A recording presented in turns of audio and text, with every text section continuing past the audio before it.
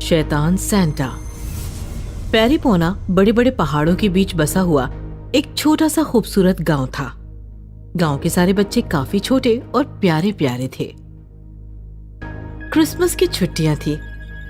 बच्चे क्रिसमस को लेकर काफी एक्साइटेड थे और क्रिसमस की ही बातें कर रहे थे। बातें करते करते क्रिसमस ट्री सजाया जा रहा था।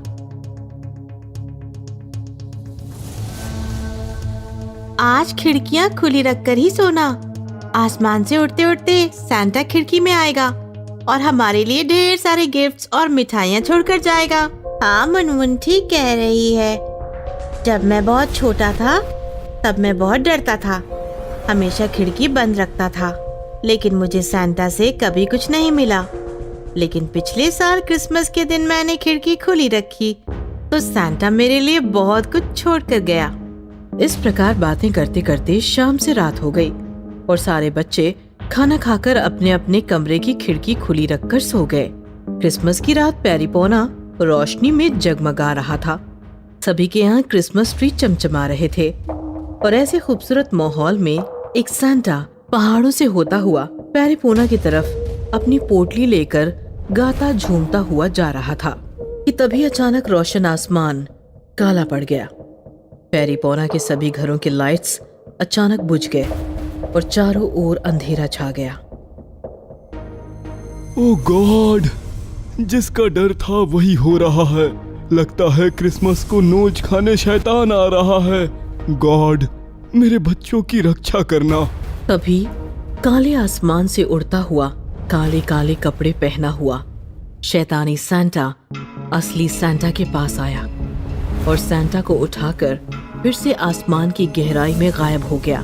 मुझे छोड़ो ब्लैक, तुम ये ठीक नहीं कर रहे हो। गॉड से डरो ब्लैक। जो गॉड तुम सबकी रक्षा नहीं कर सकता, उस गॉड से मैं क्यों डरूं? ऐसा कहकर उस काले शैतान सैंटा ने असली सैंटा को नीचे छोड़ दिया और जोर जोर से हंसने लगा। मुनमुन की खुली खिड़की सैंटा का इंतजार कर रही थी। मुनमुन अपने कमरे में आराम से सो रही थी कि तभी उसकी खिड़की में शैतानी सैंटा आकर बैठ गया। मुनमुन आंखें खोलो, आंखें खोलो मुनमुन। मुनमुन झट से उठकर अपने बिस्तर पर बैठ गई। उसके पसीने छूट रहे थे। ओह गॉड, कितना भयानक था वो सैंटा। ऐसा सैंटा तो मैं सपने में भी नहीं देख सकती। तभी मुनमुन ने खिड़की में देखा तो सैंटा की एक पोटली वहाँ पड़ी थी। अरे वाह, सैंटा तो मेरे लिए पूरी पोटली ही छोड़ गया है। मुनमुन पोटली के पास गई और जैसे ही उसने पोटली में हाथ डाला, लाल पोटली अचानक काली बन गई और अंदर से कोई उसका हाथ पकड़कर उसे पोटली के अंदर खींचने लगा। बचाओ, बचाओ मुझे, बचाओ, बचाओ। लेकिन उसकी चीख पुकार किसी ने नहीं सुनी क्योंकि उसके घर में कोई भी नहीं था। सभी घर वाले बच्चों को सैंटा के भरोसे छोड़कर कहीं बाहर चले गए थे। मुनमुन चिल्लाती रही और धीरे धीरे पोटली के अंदर फंसती चली गई और थोड़ी ही देर में पोटली में कैद हो गई। आसमान से उड़ता हुआ शैतान खिड़की में आकर बैठ गया और उसने वहां से पोटली उठा ली और खिड़की से बाहर छलांग लगाकर वो आसमान में गायब हो गया। शैतान सैंटा पेरिपोना के आसमान में किसी भयानक पंछी की तरह पोटली लेकर घूम रहा था। हर खुली खिड़की से अंदर जाकर हर बच्चे को पोटली में डाल रहा था और इस प्रकार उसने पेरिपोना के सारे बच्चे उठा लिए और वो आसमान से उड़ता हुआ दूर किसी अंधेरे पहाड़ की गुफा में जाकर छिप गया। इधर गांव वाले बातें करते हुए घूम रहे थे कि तभी उन्होंने जमीन पर घायल सैंटा को देखा। ओह गॉड, रक्षा करना, रक्षा करना गॉड। सैंटा उठो, तुम ठीक तो हो? तुम्हारी ये हालत किसने की? मेरी फिक्र छोड़ो, मेरा शैतान भाई सारे बच्चों को उठा कर ले गया। वो उन्हें नहीं छोड़ेगा। तुम ये क्या कह रहे हो? बताने का टाइम नहीं है। बस ये समझो कि मेरा एक भाई था ब्लैक। जिसे बच्चों से बहुत नफरत थी, वो अब शैतानी ताकत का मालिक है। इतने साल से वो सो रहा था, आज जाग गया है और मेरी ये हालत करके जरूर तुम्हारे बच्चों को गुफा ले गया होगा। ये सुनकर सभी गांव वाले रोने लगे। ये रोने का समय नहीं है। वो बच्चों के साथ कुछ उल्टा सीधा कर दे, उससे पहले ही हमें हमारे बच्चों को बचाना है। गॉड हमारे साथ है, चलो। फिर क्या, सभी गांव वाले जलती हुई मशालें लेकर आधी रात में सैंटा के पीछे पीछे पहाड़ चढ़कर उस गुफा के सामने पहुंचे, जहां शैतानी सैंटा बच्चों को लेकर छिपा हुआ था। अंदर उसने सारे बच्चों को पोटली से आजाद किया था और अब वो बच्चों को मारने ही वाला था। सारे बच्चे रो रहे थे। मम्मी पापा बचाओ हमें, बचाओ मम्मी पापा बचाओ हमें, बचाओ हमें, मम्मी पापा बचाओ। वो अंदर ही है, चलो उसे मारकर बच्चों को छुड़ाते हैं। नहीं, गुफा के अंदर हम उसका कुछ नहीं बिगाड़ सकते। वो अंधेरे का राजा है, उजियाला से डरता है। हमें जंगल को आग लगानी है। एक साथ इतना सारा उजियाला देखकर वो मर जाएगा। फिर सैंटा ने शैतान को आवाज लगाई, ब्लैक बाहर आ, अंदर कायरों की तरह छिपकर क्यों बैठा है? और थोड़ी देर बाद ही शैतान गुफा से बाहर आया। उसने सबके हाथों में मशालें देखी। आग दिखाकर मुझे डराना चाहते हो? अब देखो मैं क्या करता हूँ। ऐसा कहकर उसने आसमान में छलांग लगाई और बादल हिलाए। तेज बरसात शुरू हुई और सबकी मशालें बुझ गई और अंधेरा छा गया। शैतान हंसने लगा। देखा, मैंने फिर से अंधेरा कर दिया। लेकिन उसने ऊपर आसमान से देखा, एक मशाल अभी भी जल रही थी। वो असली वाले सैंटा की मशाल थी। तुम्हारी मशाल क्यों जल रही है? क्योंकि मैं तुम्हारी तरह शैतानी नाली का गंदा कीड़ा नहीं हूँ। मैं गॉड का बच्चा हूँ। गाँव वालों, यही मौका है। मेरी मशाल से अपनी मशालें फिर से जलाओ और जंगल जला दो। ये नीचे नहीं आएगा और ऊपर से इतनी रोशनी भी नहीं सह पाएगा। ये थोड़ी ही देर में तड़प तड़प कर मर जाएगा।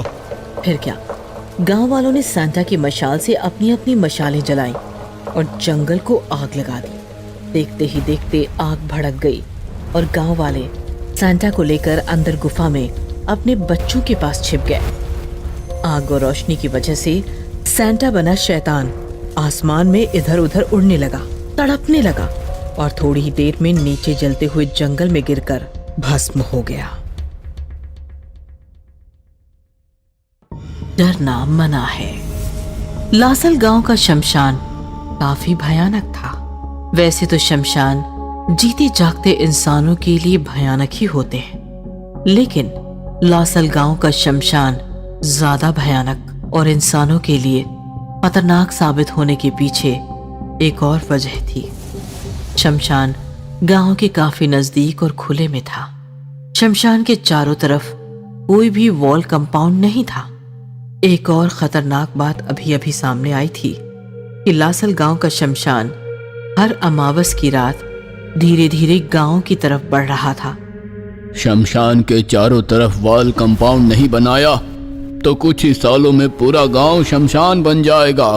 पंडित जी, सरपंच भ्रष्ट है, साथ नहीं देता और हमारे पास इतने पैसे नहीं है कि खुद शमशान के चारों तरफ दीवारें खड़ी कर सके। मैं समझ सकता हूँ, लेकिन दूसरा कोई रास्ता नहीं है। देखो, मरे हुए लोग जब शमशान में दफनाए या जलाए जाते हैं तो उनकी आत्माएं सालों साल वहीं शमशान में बैठी रहती है। उन्हें जल्दी मुक्ति नहीं मिल पाती और अगर ऐसे में शमशान को वॉल कंपाउंड ना हो तो उन्हें वहां से गांव साफ साफ दिखता है। उनके मन में अपने घर वालों का, रिश्ते नातों का मोह जाग जाता है। इसी वजह से हर अमावस की रात शमशान गांव की तरफ बढ़ रहा है। शमशान को दीवारों से नहीं ढका तो गांव को शमशान होने में देर नहीं लगेगी। इधर शमशान की रखवाली करने के लिए महादू नाम का एक आदमी रखा गया था। शमशान में दफनाए गए मुर्दों को जानवर जमीन से निकालकर खा न जाए, इसीलिए कुछ सालों पहले महादू को शमशान की जिम्मेदारी सौंपी गई थी। एक शाम बिरजू अपने खेत से लौट रहा था। तभी उसने देखा कि महादू शमशान के बाहर खड़ा किसी से बात कर रहा था। बिरजू ने उसके आसपास किसी को नहीं देखा। कमाल है, ये महादू बात किससे कर रहा है? चल जा, मेरे पीछे मत आ। कहा ना मैंने, मुझे घर जाना है। चल जा पीछे। अरे मैं कल फिर आऊंगा, पागल कहीं की। चल जा। बिरजू डर गया और वहां से भाग गया। दरअसल महादू एक सफेद साड़ी पहनी हुई औरत से बात करता था। वो औरत कोई मामूली औरत नहीं, एक मरी हुई भूतनी थी। जब भी महादू घर लौटने के लिए निकलता, वो भूतनी महादू का पीछा करते करते शमशान से बाहर चली आती। चल जा, जा पीछे। नहीं, मुझे भी आना है तेरे साथ। चल, मुझे गांव लेकर चल। मेरी दोस्ती का गलत फायदा मत उठा। मैं तुम्हें गांव ले गया तो मुसीबत आ जाएगी। चल भाग। ऐसा कहकर महादू आगे चलने लगा तो भूतनी भी उसके पीछे पीछे गांव की तरफ बढ़ने लगी। ठीक है, आना है तो आ, लेकिन तू गांव की कमान के अंदर पैर नहीं रख सकती। ये याद रख, पंडित जी ने मंत्र रेखा खींची है, वहां भूत प्रेत अंदर नहीं आ सकते। ऐसा कहकर महादू गांव की तरफ निकल पड़ा, लेकिन फिर भी भूतनी ने उसका पीछा नहीं छोड़ा। महादू गांव की कमान लांघकर अंदर आया और उसने पीछे देखा, लेकिन भूतनी गायब थी। बावली, लगता है शमशान भाग गई। ऐसा कहकर महादू अपने घर चला गया। लेकिन दूसरे दिन महादू जैसे ही शमशान पहुंचा, उसने एक छोटे बच्चे की लाश देखी। महादू डर गया, क्योंकि वो उसी भूतनी का बच्चा था जो कल उसका पीछा कर रही थी। ए, सामने आ। बोलिए, कैसे किया तुमने? अपने ही बच्चे को मार दिया। भूतनी बच्चे की आत्मा गोद में लेकर महादू के पीछे प्रकट हो गई। वो हंस रही थी और बच्चा रो रहा था। झूठ है, धोखेबाज, कोई मंत्र रेखा नहीं है वहां। मैं कल आसानी से अपने घर गई और मेरे पति के पास से मेरा बच्चा उठा ले आई। ये सुनकर महादू डर गया और भागते हुए पंडित जी के पास आया। महादू की बात सुनकर पंडित जी बोले, अरे नहीं, मैंने कोई मंत्र रेखा नहीं खींची थी। वो तो बस भूतों को डराने के लिए तुमसे कहा था, और अगर खींचता भी तब भी कोई फर्क नहीं पड़ता, क्योंकि आत्माओं पर उसका कोई असर नहीं होता। आज तो अमावस की रात है, उस भूतनी ने बाकी भूतों को भी बता दिया होगा कि वो सब गांव में घुस सकते हैं। अब क्या करे पंडित जी? अब कुछ नहीं हो सकता, अब इस गांव का शमशान होकर ही रहेगा। और वही हुआ जो पंडित जी ने कहा था।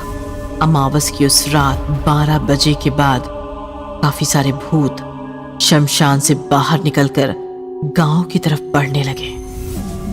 सारा गांव चैन से सो रहा था। किसी को अंदाजा नहीं था कि उनके साथ क्या होने वाला है। पंडित और महादू छिपकर ये नजारा देखते रहे। भूत गांव में घुस गए, अपनी अपनी गली पकड़कर अपने अपने घरों की दिशा में फैल गए, और थोड़ी देर बाद ही गांव में हंगामा शुरू हुआ। लोग डर के मारे इधर उधर भागने लगे। बचाओ! बचाओ! भूत अपने घर जाकर अपने सगे संबंधियों से मिल रहे थे। संबंधी भूतों को देखकर डर रहे थे, इधर उधर भाग रहे थे, लेकिन भूत उनका पीछा नहीं छोड़ने वाले थे। चलो बेटा, मेरे साथ शमशान चलो, मेरा वहां मन नहीं लगता, हमेशा तुम्हारी याद सताती रहती है। चलो मेरे साथ शमशान चलो। पापा मुझे छोड़ो, मुझे जीना है, मुझे जीने दो। लेकिन भूत नहीं माने। वो जिनसे प्यार करते थे, जिन रिश्ते नातों का उनको मोह था, उन सबको शमशान से आए हुए भूतों ने उठा लिया और उन्हें उठाकर वो शमशान की तरफ निकल पड़े। पंडित जी, ये क्या था? मैंने पहले ही कहा था, उनका संसार से मोह नहीं छूटा है। अब वो वापस संसार में तो नहीं आ सकते, लेकिन वो अपना संसार शमशान में ले जा सकते हैं, और वो भूत बस वही करने आए थे। अब वो उन संबंधियों को मार देंगे और अपना साथी बना लेंगे। और वही हुआ। भूतों ने सभी जिंदा लोगों को शमशान में ले जाकर मार दिया और देखते ही देखते मरे हुए संबंधी भी भूत बन गए और शमशान में बिखरे हुए अपने शरीर देखकर चीख चीख कर रो पड़े।